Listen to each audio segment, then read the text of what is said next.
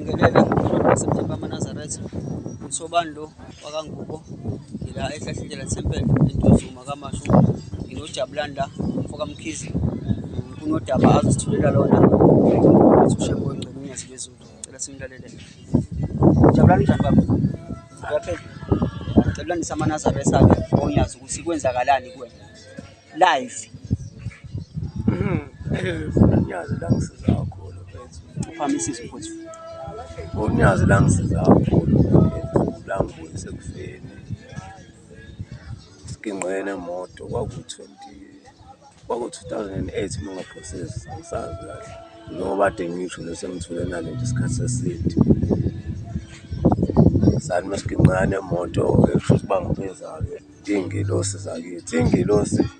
ngakubona u-Abraham iy'ngilosi abantu bakithi abangasekho bona-ke abafika bezobulala nganqaba kwakhona nje into ethi anginqaba nganama ngiqaliswa yini bahamba imali nikinqane emoto nje nanisukaphi sasuke workshop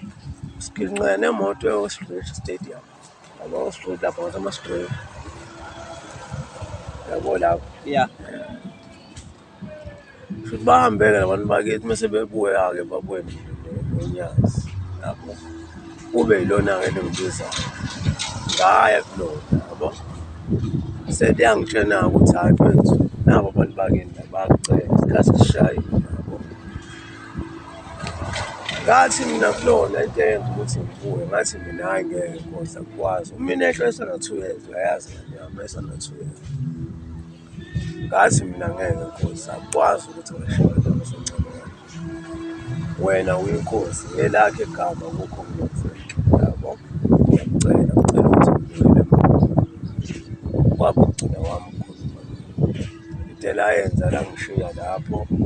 labeza iy'ngilosi nabantu bakithi abangasekho khona amashona angasekho manje bakhuluma-ke bakhuluma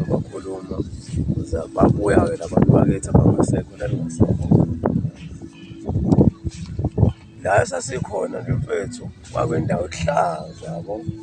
ku-green nje kungathi utshani kukhona indawo enomnyango yabo mangivulela kwathiwa siyaphela mfoka Mngoma off namhlanje mina ngangikazi kwakwenje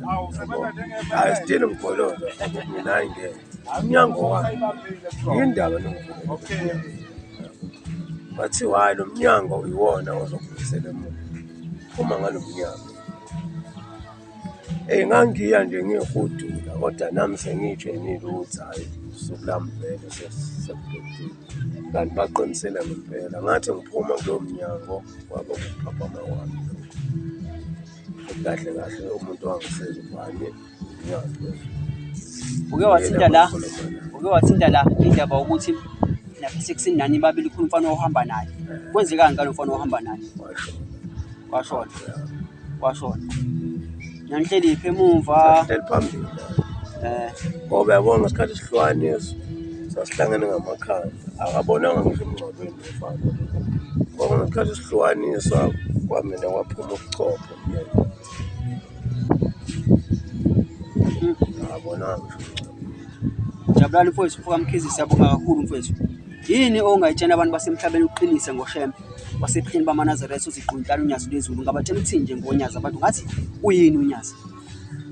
ngoba ezulwini waficayo nowavuswa uyena njalo into ehlezi mina ngitshena abantu bethi dala ngama-80s bethu yabo kwakukhona uJesu abantu bengamkholwa uJesu ngilalele baba wami bashona ngoJesu baba wami washo futhi naye ukuthi ngiyawubuya mhla ngibuya ngiyakumphika wabuya nangempela futhi ngize ngabuyanga sewuJesu wabuya sewushela njengoba simphika nje ngiyabonga baba yabo lehlabele esiphathayo ini ngilazo ikhuluma ngoJesu Kristu lehlabele esiphathayo lezinto engishoyo ushembe noJesu abasendlini eyodwa kodwa ukuthi ke uNyazi umoya ongcwele utholakala noma ikephi wena wadala umhlaba wena wathi uJesu emhlabeni uNyazi yabona bethu akukwazi ukuthi ngaqala idakamizwa ngomdala mhlawumbe nami indlela yami engithola ngayo i-punishment angisazi ngoba nami sengithule nami isikhathi eside. No, mfoka Gcwabe mfethu, siyabonga kakhulu mfethu ukucacisela nokukhanyisela umhlaba ukuthi uShembe wasebutheni uNyazi Lwe ZULU ezulwini siyofica yena akekho somunye somfika. Uyena uNkulunkulu akekho ohlula yena Nkosi kubusisa umnikazi wezinto zonke. Ngiyabonga mfoka Gcwabe usungakhululeka mfowethu. Ake nizuleke laphana ukuthi-ke thina wethu uNkulunkulu isihaya senkonzo ezivunywe izihlahla notshani isigqumo zamthombi yosala iqhumele umhamba akayizweli inkemane umenza kathumela zenzele uNyazi-ke lo usuba sihlali neqaphu sidikadika mleze wenkozi uyahlula ngobubindi omazipho. Hayi siyabonga Nyazi Lwe ZULU uNkulunkulu wesibhombela, siyabonga.